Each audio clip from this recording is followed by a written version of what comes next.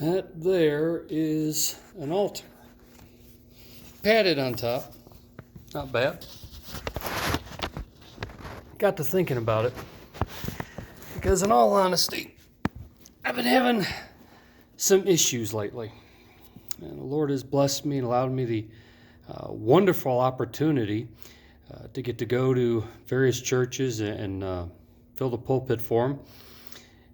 Whether they have a pastor or they don't have a pastor, whatever the situation is there. Been doing this for many years now. This is certainly not a new phenomenon. But something that I have noticed quite a bit here, unfortunately, with a lot of these churches, is that we have gotten away from having an altar in the church. And even more so, we've gotten away from the invitation. Now, I realize that there is no injuncture by any of the writers in the New Testament that when the sermon is done, the pastor or preacher or evangelist, missionary, whatever the case is required to extend an invitation at the end of the sermon. I realize that in the Bible, there in the New Testament, there's no command that the church has to have an altar. And I realize that there are people who say that the altar, that business was took care of there on the cross of Calvary, and we'd have no more need for an altar. Okay. All right, fire. But I do also realize that the first church house, the earliest that we've been able to trace any sort of possibility for a dedicated church house for a New Testament church doesn't come about until somewhere between 233 and 256 AD. In other words, what they were meeting at there in the New Testament, when Paul and Peter and John and the rest of them are going around preaching, they're meeting in synagogues. They're meeting in people's homes. They're meeting down by the river under a tree. They're meeting in jail. They're meeting wherever they can. They're not forsaking the assembling of themselves together. They just don't have a dedicated church house like we do today.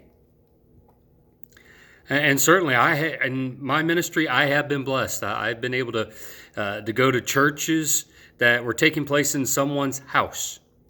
Nursing homes where the service was being conducted there in the lunchroom. Yeah, did that for 11 years, man. Pacific Garden Mission. 2 different chapel services there on midday Wednesday. Neither one is being done in a dedicated, what we would consider to be a dedicated church room.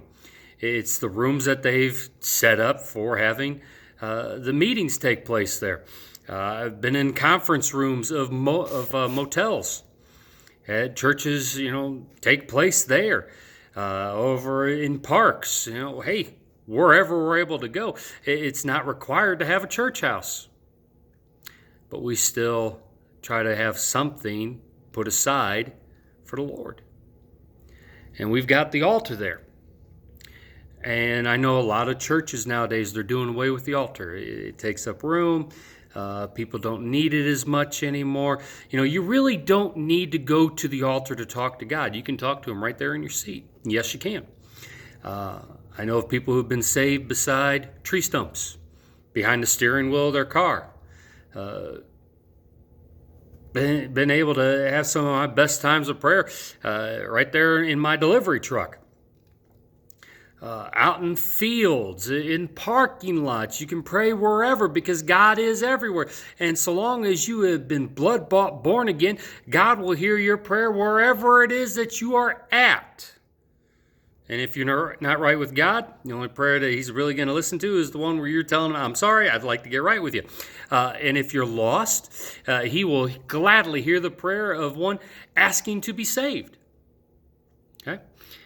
So, we don't have to have a dedicated location inside of our churches that we call the altar. the invitation. Kind of getting lost in the shuffle there. Why is that? Well, because there's no altar. There's no focal point. So if there's no focal point, then it's easy for the invitation to get lost in the shuffle. And I realize there's a lot of good churches out there that do not have altars. You just come on up here by the platform, by the steps leading up the platform, wherever, you can kneel. If you can't kneel, you can stand. You stay there in your seat, wherever it is. And they give an outstanding invitation, and people come and get help from the master. I get it. I truly do. But there's a lot of churches nowadays that I've gone to minister to, and when I'm done preaching, it's like, okay, I'd like to have a song of invitation, and people are looking at me with these blank stares. This, huh? What's he talking about? An invitation? We don't do that here. And you wonder why your church is kind of the way it is. Because we're not taking the time to talk to God. D.L. Moody preached one time, and he laid it to him, and by the time he got done, it was like, I'm not going to call an invitation tonight. I want everybody to be 100% for sure and sincere that they are going to accept Jesus Christ. No turning back, no saying, you know what, I just did it in my emotions and all. I want you to take all week and think about it. And you come back here next week, and we'll extend an altar call then, and y'all can come and get saved then.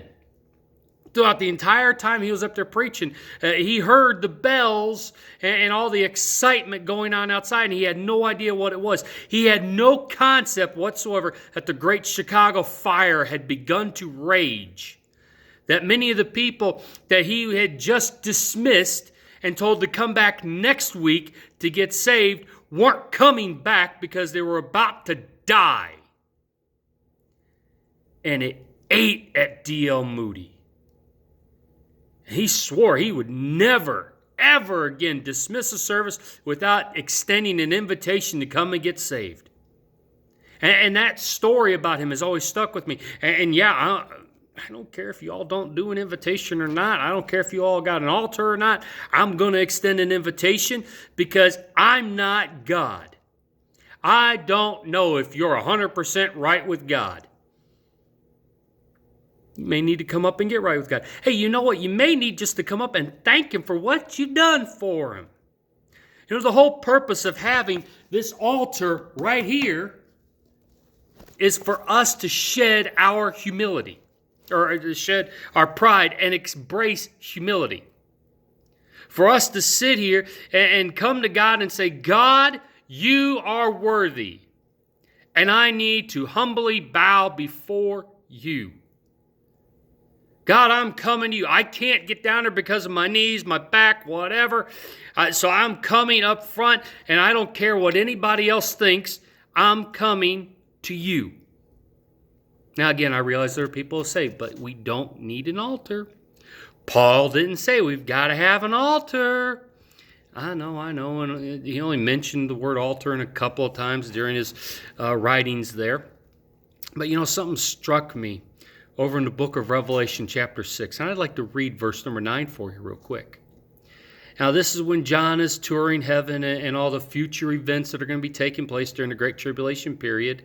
And as a matter of fact, this is after the scroll has been handed over to the Lamb. The first 4 seals have been cracked open. And now we come here to chapter 6, verse 9. And when he had opened the 5th seal, talking about Jesus, he opened the 5th seal, I saw under the altar the souls of them that were slain for the word of God and for the testimony which they held. And that altar is referenced another 3, 4, 5 times in the book of Revelation.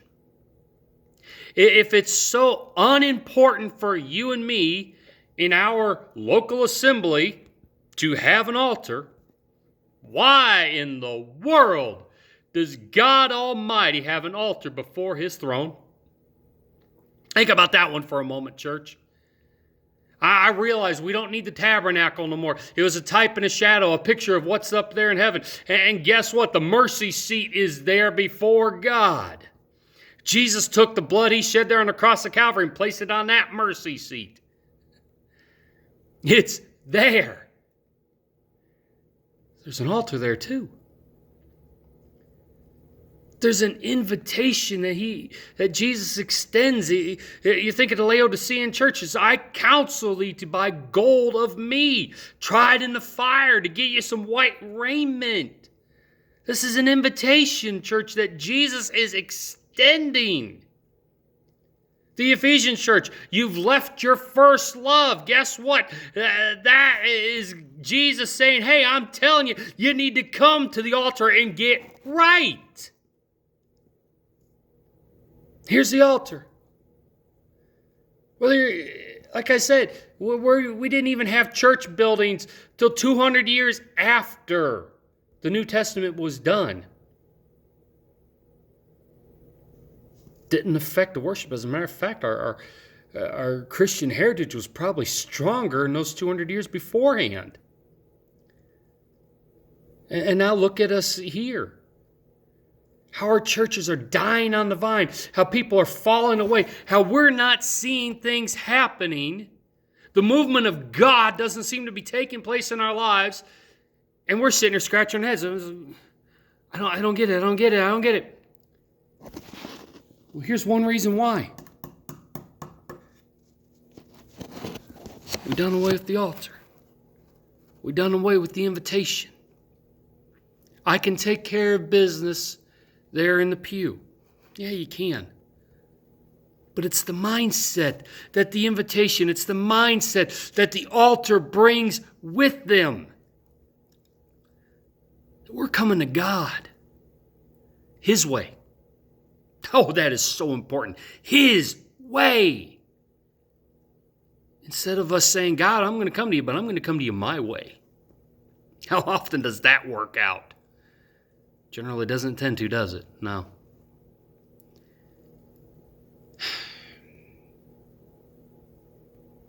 May not be able to change much, but I want you to think about this, church. Think long and hard about this wooden bench here. Whether it's got padding on top or not, it's taller or it's shorter, it's not there, and you just got to default to the stage itself here. Whatever the case is, the idea is that we need to come to God.